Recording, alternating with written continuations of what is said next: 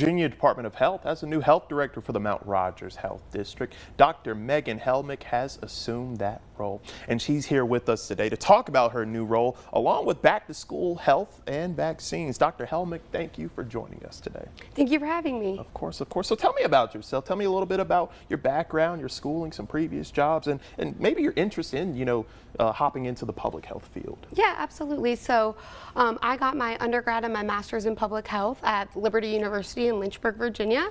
And then I got my doctorate at the University of Nebraska Medical Center out in Omaha. I currently live in Galax, Virginia, so in the Mount Rogers Health District.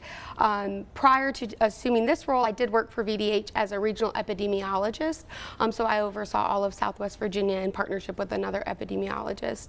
And then before that, I taught at Radford University Carilion. I taught public health. And then when the pandemic started, I started as a volunteer with the Medical Reserve Corps in Virginia and was hired as a contractor and really enjoyed that stuff and enjoyed teaching about public health, but felt like during a pandemic I needed to be doing public health as well, and so put my training to use and have really enjoyed it and have just spent a lot of time doing it. So. Okay, a lot of kids are going back to school. A lot of them have already started in Tennessee and Virginia. A lot of them are going back right now. What are some tips that you have to parents and students in terms of health as they return back to school? Yeah, I think a few things depending on if they're new into kindergarten or going in the 7th grade or 12th grade in Virginia. There are some required vaccines that they need to get, and so Mount Rogers Health District is offering some extended immunization hours in our health departments and evening hours so that parents and kids can get those vaccines. So we would just say, if you haven't scheduled those already, to talk with your provider or call the local health department, and we can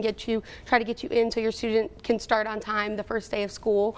And then the other thing I would just think as we get back in, to school, make sure that they've had a dentist visit if they need that, and some other just basic health and talking to their provider about anything else that they may have. What's some of the goals that you want to achieve in your new role? Yeah, I'm just excited to be able to serve the community in this role, in this capacity. And so one of the things I really would like us to see is just, as public health as a whole, and especially with the Virginia Department of Health, moves to this public health 3.0 model, which is really embracing population health and, community health. I'd really like us to be able to partner successfully and continue on and capitalize on those partnerships that we made during COVID with our community members and our healthcare systems and things like that. So ultimately, one of my big goals is to just improve the health of everybody that's living in our district. Okay.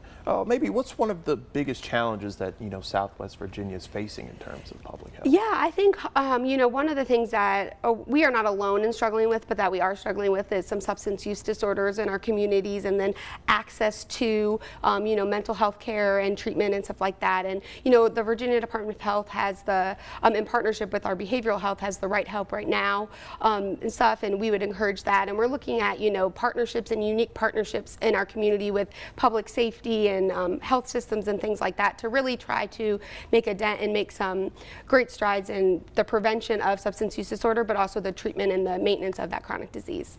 And you are also an adjunct professor as well, so you got a lot of responsibilities. A busy woman, I would assume. In terms of your professing, kind of what's some tips that you have for students that are looking to hop into the public? Yeah, I think from my experience teaching at Radford University, and then now I'm an adjunct at Old Dominion University for their public health program. A lot of times students stumble into public health. They maybe started nursing or they started in another field, and then maybe chemistry or biology isn't their friend, and they think maybe public health is a little more, up their alley. And so I think the one thing I would just say is just get involved. And public health is very broad. And so, do internships, do externships, talk to people, shadow people. I think all of that stuff is very important to kind of understand if that's really the field you want to do. Because in public health, you can do a lot of different things. We have environmental health specialists, we have nurses, we have population health people, we have community health workers. In addition, we have finance people, and we have accountants and everything like that at the health department. So really, no matter what your interest is, you probably have a field or a niche in public health if you want. All right, well, Doctor, I'm sure that you're going to do very good things in Southwest Virginia. Thank you. And once again, just want to thank you so much for your time. I appreciate it. Thank you so much.